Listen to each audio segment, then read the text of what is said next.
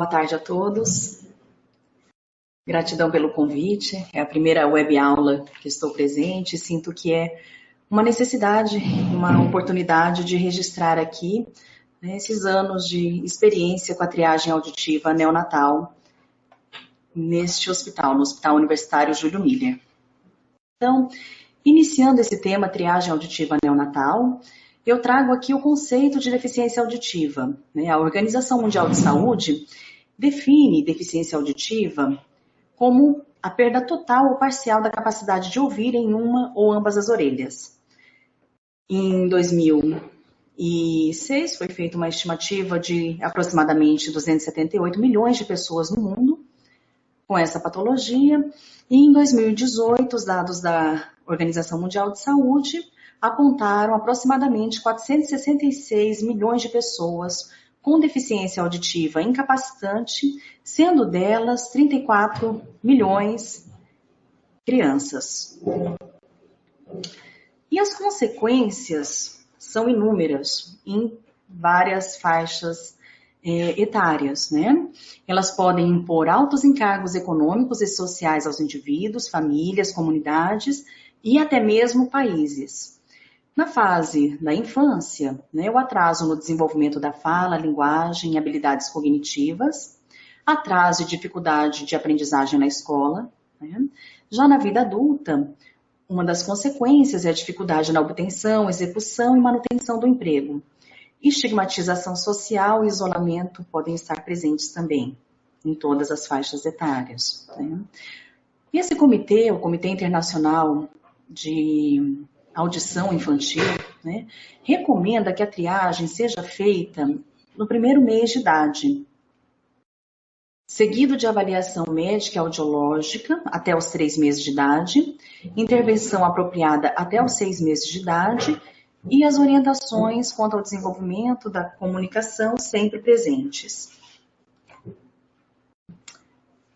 Os autores já trouxeram, né, que a implantação de programas de triagem auditiva neonatal garantem a detecção precoce, o diagnóstico e a reabilitação a tempo de minimizar os efeitos da deficiência auditiva sobre o indivíduo.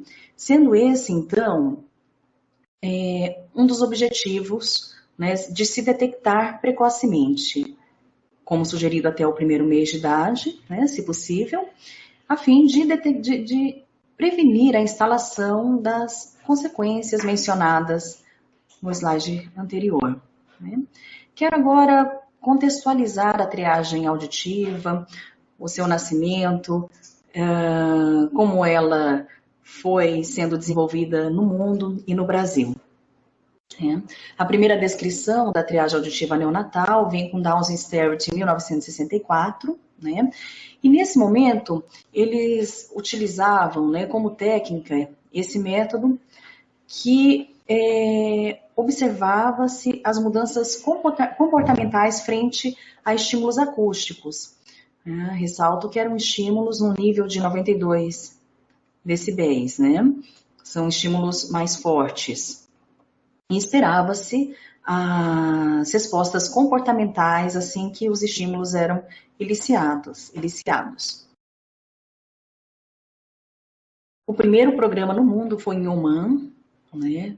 Existiu também na Índia, no Irã, né?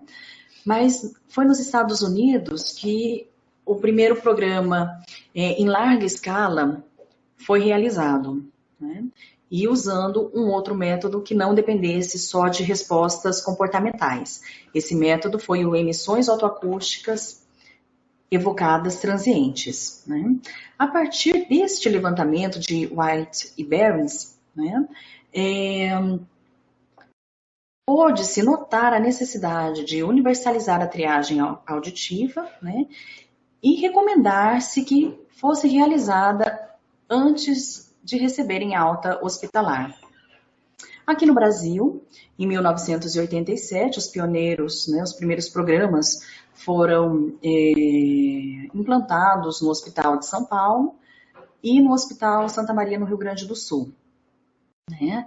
Nesses hospitais, no ano de 1987, também eram utilizadas técnicas que observavam respostas comportamentais. Em 1988, no Albert Einstein, né, que teve início o primeiro programa de triagem auditiva neonatal com métodos eletrofisiológicos, o PEAT, também conhecido como BERA, e emissões autoacústicas evocadas, que eu venho falar um pouquinho mais a seguir sobre os métodos. A nossa lei foi promulgada em 2010, né? E ela versa que é obrigatória a realização gratuita do exame denominado emissões autoacústicas evocadas em todos os hospitais e maternidades nas crianças nascidas em suas dependências. Antes mesmo dessa lei ser promulgada, o Hospital Júlio Miller, por meio de projeto de pesquisa, né, implantou no ano de 2006 o primeiro teste da orelhinha. Foi uma iniciativa advinda da parceria entre o Departamento de Pediatria do hospital, que teve essa sensibilidade e fez o convite para a parte da fonoaudiologia estar atuando conjuntamente, né? E com o desenvolvimento desse projeto de pesquisa foi possível a implantação do projeto. Essa foi a estrutura, né, conseguida para atender uma demanda que inicialmente era muito grande em todo o estado, né? E agora eu venho falar da técnica, dos procedimentos que utilizamos na triagem auditiva. Conforme versa a lei, né, nós utilizamos as emissões autoacústicas evocadas. Aqui no hospital, as transientes. Esse é o equipamento que utilizamos. Esse é um método não invasivo, de fácil aplicação. É um método rápido, né? Ele corrobora com o que é o conceito da triagem, para que seja um método rápido e que possa ser aplicado em larga escala, né? Atendendo a um número grande de crianças. E esse é o resultado. Ele traz um resultado simples de passa e falha, né? Analisamos os artefatos, que tem que ser menor do que 20%, né? Para que a gente tenha um exame com boa confiabilidade, e a estabilidade maior do que 80%. Observamos a barra PIX, né? Que deve estar completa, e mediante isso o resultado passa ou falha. Quero dizer agora sobre o teste de emissões autoacústicas evocadas. E para isso, quero relembrar aqui, didaticamente, a divisão da nossa orelha. Então, aqui, pavilhão auditivo, até a região da membrana timpânica, nós denominamos orelha externa. Membrana timpânica até a janela oval, a orelha média. A partir da janela oval, inicia-se a cóclea, né? E aqui essa região é denominada orelha interna. Depois disso, nervo auditivo e aí os sítios do tronco encefálico. Emissões autoacústicas avalia propriamente a atividade, a liberação da energia sonora que é originada na cóclea, orelha interna. Essa energia, ela se propaga através da orelha média até alcançar o conduto auditivo externo. Então, uma sonda é inserida no conduto auditivo externo e esperamos a captação dessa energia sonora que é originada na cóclea. Esse é o exame de emissões autoacústicas, um método objetivo, porque nesse primeiro período, na fase neonatal, não podemos ter tantas dicas sobre respostas comportamentais em limiares muito baixos, né? Limiares auditivos muito baixos. Complementamos também, aqui no hospital, essa pesquisa do reflexo cócleo-palpebral, que é a contração do músculo orbicular dos olhos. Ele é feito mediante um instrumento agogô, né, que oferece um estímulo em forte intensidade, né? Sabe-se também que em alguns serviços né, os profissionais de saúde buscam, né, esse reflexo por meio das palmas, né? As palmas nem sempre eliciam esse reflexo, porque esse reflexo, para eliciá-lo, é importante que o estímulo seja acima de 70 decibéis, né? Então, o agogô a 90 decibéis, a gente tem uma sensibilidade, especificidade um pouco maior do teste. Mesmo assim, eu considero útil, importante a sensibilização dos profissionais da saúde, né, frente à pesquisa do reflexo, seja ele com palma ou não, né, porque já é uma atenção dada a essa questão auditiva da criança. Esse é o fluxograma que aplicamos aqui no Hospital Júlio Miller. Quero compartilhar essa experiência, né, com vocês. São realizados os testes de triagem auditiva. Caso a criança passe e não apresente nenhum indicador de risco, ela recebe orientação quanto ao desenvolvimento normal de fala e linguagem e recebe alta. Se essa criança possui pelo menos um indicador de risco, é indicado pelo Joint Committee on Infant Hearing que seja acompanhada semestralmente até completar 3 anos de idade. Crianças que falham no teste de triagem auditiva, elas são encaminhadas para um reteste no próprio serviço em torno de 30 dias. Se a criança passa, da mesma forma, o fluxograma prossegue para alta caso ela não tenha indicador de risco. Com o indicador de risco, também um acompanhamento semestral. Se a criança falha, nós encaminhamos também para avaliação otorrinolaringológica, que é uma avaliação bem importante. Nesse momento, a otorrino pode e detecta se há alterações de impedimento no conduto auditivo externo, né? Ressalto aqui que o teste de emissões autoacústicas, ele é bem sensível às alterações de orelha externa e média, porque nós dependemos da viabilidade dessas vias para captação da resposta da energia que advém da cóclea. Então, nesse momento, a otorrino faz a otoscopia e a propedêutica necessária e retorna ou não essa criança para triagem ou encaminha já para os testes diagnósticos. Bom, uma pesquisa realizada no hospital, o primeiro levantamento, né, com 2.271 crianças no ano de 2008 a 2010, nós tivemos 3,96 de casos alterados. Essa é a ficha que utilizamos descrevendo, eu trouxe aqui a parte dos indicadores de risco, né? Nós temos outras anotações também, como dados sociodemográficos, os dados de nascimento também, né? Observando também o peso, o índice de Apgar, mas aqui eu trouxe a parte dos indicadores de risco, onde eu quero falar um pouquinho mais sobre eles. Nessa pesquisa realizada, nós conseguimos encontrar a associação por uma análise bivariada de 6 indicadores de risco: internação e UTI neonatal, uso de drogas ototóxicas, infecção pós-natal, uso de ventilação mecânica, e-sanguíneo transfusão e presença de sinais sindrômicos. Após uma avaliação estatística, né, uma análise estatística por meio da regressão logística bivariada, permaneceram 3 variáveis no modelo final: a presença de sinais sindrômicos, e-sanguíneo transfusão e a infecção pós-natal. Ressalto aqui que é dentro da nossa amostra do Hospital Júlio Miller. Foi notado que a presença de pelo menos um indicador de risco aumenta em 3 vezes mais a chance das crianças virem a falhar no teste de triagem auditiva.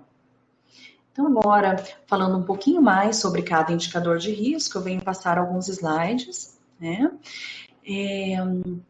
E indicadores de risco é definido como intercorrências no período pré-natal, peri e pós-natal, que podem levar a deficiência auditiva. Em 94, o Joint Committee introduziu o termo indicadores de risco ao invés de fatores de risco. Em 2007, definiu também indicadores de risco para perdas auditivas periféricas e centrais. Um deles é a preocupação dos cuidadores com atraso no desenvolvimento, na audição, fala e linguagem. Esse indicador de risco, em nossa rotina, eu utilizo como sob forma de orientação. Mesmo que a criança passe no teste da orelhinha, né, indico que essa criança pode e deve ser acompanhada em casa e que quando os pais detectam que o comportamento está diferente, que chama-se a criança não responde, cai panela, bate porta, ela não esboça nenhuma reação, né? Eu enfatizo que 86% dos casos cujos pais chegam até o serviço com a queixa, meu filho não escuta, realmente eles recebem um diagnóstico de deficiência auditiva. Então, é muito importante essa identificação dos pais seguindo essas crianças em casa. Outro indicador de risco é a história familiar de perda auditiva permanente na infância. Estima-se que 50% da deficiência auditiva tem causa hereditária. A origem genética por herança recessiva não sindrômica é a mais frequente causa de DA em países desenvolvidos. Tem expressão precoce antes mesmo do desenvolvimento da linguagem. Aqui, mais uma vez, muito importante a avaliação audiológica por testes objetivos. Dentre os indicadores de risco também estão os cuidados em UTI neonatal, por mais de 5 dias, ou procedimentos durante sua permanência, como ECMO, né, a oxigenação extracorpórea, ventilação mecânica, a exposição a medicamentos ototóxicos, gentamicina e tobramicina, né, e associação com diuréticos, a furosemida. Então, os diuréticos eles podem potencializar, né, os aminoglicosídeos, sendo assim mais ototóxicos. E também a hiperbilirrubinemia requerendo exsanguíneo transfusão. Os ototóxicos, eles podem danificar a cóclea ou a porção vestibular da orelha interna, causando a perda auditiva neurosensorial permanente. A hiperbilirrubinemia tem efeito tóxico sobre as células ciliadas endococleares, núcleos da base e as vias auditivas centrais. E a impregnação de pigmentos biliares podem causar danos às vias auditivas periféricas e centrais. Então, sabendo-se também do indicador de risco apresentado nessa fase, a criança que chega para a triagem auditiva neonatal, ela pode também ser encaminhada para outros testes, como o BERA, que irá avaliar as perdas centrais. Então, tendo um indicador de risco, é interessante também que se complemente a triagem por meio do BERA. O Joint Committee, né, comenta que pelo menos que essas crianças que apresentam um indicador de risco tenham pelo menos a oportunidade de um BERA até os 3 anos de idade.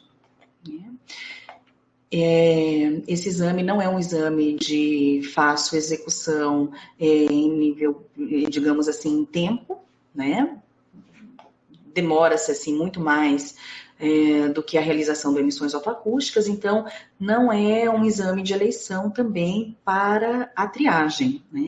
Por isso, investigar os indicadores de risco colabora, né, para podermos selecionar, de fato, que criança devemos encaminhar para a realização desses exames, né, que, além de custosos, são mais demorados, mais morosos. Né? Voltando aqui aos indicadores de risco, as infecções congênitas, como citomegalovirose, herpes, rubéola, sífilis e toxoplasmose, né? A rubéola congênita, né? E essas infecções congênitas podem causar deficiência auditiva por comprometimento neurosensorial. Aspectos físicos também, como mechas brancas no cabelo, síndromes associadas com perdas auditivas ou progressivas ou tardias, como neurofibromatose, osteopetrose, Usher. Há outras síndromes também, como Van der Burg, Alport, Pendrit, Jervin e Lange-Nielsen, né? Desordens neurodegenerativas, como síndrome de Hunter, ou neuropatias sensório-motoras, como ataxia de Friedreich e síndrome de Charcot-Marie-Tooth. São outros indicadores de riscos apontados pelo Joint Committee de 2007. A cultura pós-natal positiva para infecções associadas com perda auditiva neurosensorial, incluindo meningite bacteriana e viral, especialmente herpes viral e varicela. Meningite bacteriana é uma infecção aguda e pode levar a comprometimento do oitavo par craniano e ocasionar surdez. Nesse caso, também as crianças são encaminhadas para a realização do BERA, que virá avaliar esse oitavo par craniano. Traumatismo craniano, principalmente na base do crânio, fraturas no osso temporal e quimioterapia. As anomalias crânio-faciais, incluindo anormalidades morfológicas no pavilhão, no canal auditivo e osso temporal. O Hospital Júlio Miller tem também o programa de fissuras labiopalatinas, então a nossa amostra ela é um pouco maior, né, em crianças com anomalia crânio-faciais. Por isso, eu quero fazer um parênteses aqui nos indicadores de risco e falar sobre, né, as alterações e portadores de fissuras labiopalatinas, que é a causa da disfunção crônica da tuba auditiva. A criança com fissura labiopalatina, ela possui a inserção da musculatura do elevador do véu palatino, salpingo-faríngeo, dentre outros. Ela possui a inserção diferenciada da musculatura do palato. E isso pode também alterar o funcionamento da tuba auditiva, que é a estrutura intermediária entre a cavidade timpânica e nasofaringe, né? Sabemos também que essa estrutura ela está mais horizontalizada no caso das crianças, né? Já na idade adulta, ela começa a sofrer uma inclinação um pouco maior. Então, nessa fase, estando horizontalizada, ela propicia também as alterações na orelha média por conta de entrada de leite. Então, muito importante a orientação quanto ao posicionamento das mamadas. As alterações auditivas, elas remetem, né, a uma consequência, né, de inúmeras otites médias secretoras. Então, ela é uma patologia de alta prevalência nessa população, né, e pode causar alterações auditivas, sequelas estruturais e membrana timpânica aqui nessa região, né, e também na cadeia ossicular. Voltando aos indicadores de risco, né, também são indicadores de risco, a permanência em UTI por mais de 2 dias, né, encontrado em literatura essa atualização, né, a história familiar de perda auditiva neurosensorial, anomalias crânio-faciais e determinadas infecções e síndromes congênitas. Então, é recomendado que as crianças que apresentam indicadores de risco, né, para perda auditiva, mesmo aquelas que passem na triagem auditiva inicial, que sejam acompanhadas a cada 6 meses por 3 anos, porque podem apresentar perdas tardias ou progressivas na audição. Então, aqui nós temos uma corte dinâmica, onde agendamos essas crianças, temos um índice de retorno bem expressivo, né, até mesmo de crianças que moram fora do estado. Atribuímos isso também a uma boa orientação da necessidade desse retorno e esse acompanhamento, e notamos também que os pais se sentem mais seguros, né, e vistos, né, nessa questão do desenvolvimento da audição. O S-Preventive Service Task Force, ele propõe a necessidade de universalidade na triagem auditiva neonatal, visto que aproximadamente 50% dos recém-nascidos com perda auditiva congênita bilateral não apresentam indicadores de riscos conhecidos. Então, mesmo que a criança apresente um indicador de risco, é recomendado que a triagem seja feita em todas as crianças de forma universal. Por isso, o encaminhamento ao nascimento para a triagem auditiva, o teste da orelhinha, serve para todas as crianças, independente de terem ou não indicadores de risco. Eu agradeço a todos vocês que estão acompanhando e retorno daqui a 5 minutinhos também para as perguntas, conforme foi me orientado. Então, agradeço aqui também os agradecimentos que fizeram pelo chat, né? E coloco-me à disposição. Esse é o e-mail, esse e-mail que aparece na tela, né? Se caso apareçam dúvidas e que, se caso precisem também contactar o nosso serviço aqui no Hospital Júlio Miller. Grata a todos.